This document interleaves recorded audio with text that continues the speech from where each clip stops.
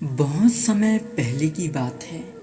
भगवान बुद्ध का एक शिष्य रास्ते पर पड़े एक भिखारी को हिला रहा था। वह भिखारी बेहोश था। आसपास कई लोग इकट्ठा हो गए। जब उसे थोड़ा होश आया तो भगवान बुद्ध के शिष्य ने उससे कहा, यहाँ पड़े पड़े जीवन खत्म हो जाएगा, ऐसे ही मर जाओगे। अंत समय में कम से कम कुछ अच्छी बातें सुन लो, उपदेश प्राप्त कर लो। मेरे साथ चलो, मैं तुम्हें भगवान बुद्ध के पास ले चलता हूँ। जब तुम उन्हें सुनोगे तो तुम्हारा दर्द दूर हो जाएगा। वह भिखारी इतना लाचार था कि करवट भी नहीं ले पा रहा था। वह शिष्य उसे उठा भी नहीं पा रहा था। शिष्य बोला, तुम यहीं ठहरो, मैं भगवान बुद्ध के पास जाता हूँ, उन्हें सूचना देता हूँ, वे कुछ ना कुछ जरूर करेंगे। उसके बाद शिष्य भगवान बुद्ध के पास पहुंचा और भगवान बुद्ध को उस भिखारी की स्थिति बताई और कहा, मैंने ये प्रयास किया कि मैं उसे आपके पास ले आऊं। अंत समय में वह भी आपके उपदेश सुन ले, लेकिन वह लाचार है, यहाँ आ नहीं सकता। अब आप ही बताइए भगवान, अब क्या किया जाए। भगवान बुद्ध ने कहा, करना क्या है, चलो हम ही उसके पास चलते हैं। भगवान बुद्ध वहां पर गए।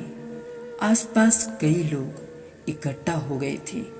सभी ने सोचा कि भगवान बुद्ध उपदेश देंगे तो हम भी सुन लेंगे। भगवान बुद्ध ने कहा, ठहरो, सबसे पहले कुछ भोजन की व्यवस्था करो और इसे खाने के लिए दो। उसके बाद भोजन की व्यवस्था की गई और जैसे ही खाना उस भिखारी के पेट में गया, वह गहरी नींद में सो गया। सभी ने कहा कि ये तो सो गया। उसके बाद भगवान बुद्ध ने कहा, हमारा काम हो गया, चलो अब यहाँ से हम चलते हैं। उस शिष्य ने, वहां पर आसपास खड़े हुए लोगों ने भगवान बुद्ध से कहा, कैसा मूर्ख है ये, खाना खाकर सो गया है। आप यहाँ थे और ऊपर से इसने उपदेश भी नहीं सुना। उसके बाद भगवान बुद्ध ने कहा, ठीक है, कोई बात नहीं। ये कई दिनों से भूखा प्यासा था, ये भूख से ही मर रहा था। इसके लिए सबसे बड़ा उपदेश यही है कि सबसे पहले पेट भरा जाए। अगर कोई व्यक्ति भूखा है तो वह धर्म का कर्म नहीं समझेगा। तुम लोग यही भूल कर रहे हो।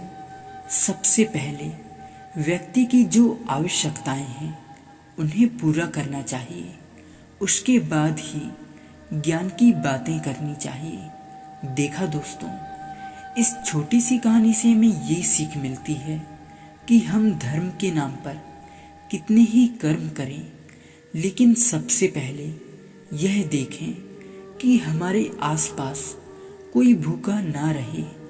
किसी का पेट भरने के बाद ही हम उसका हृदय भर सकते हैं। आप लोगों को यह कहानी कैसे लगी, प्लीज़ कमेंट में ज़रूर बताइए। और ऐसे ही प्रेरणादायक कहानी सुनने के लिए हमारे इस YouTube चैनल को सब्सक्राइब जरूर कीजिए। राधे राधे।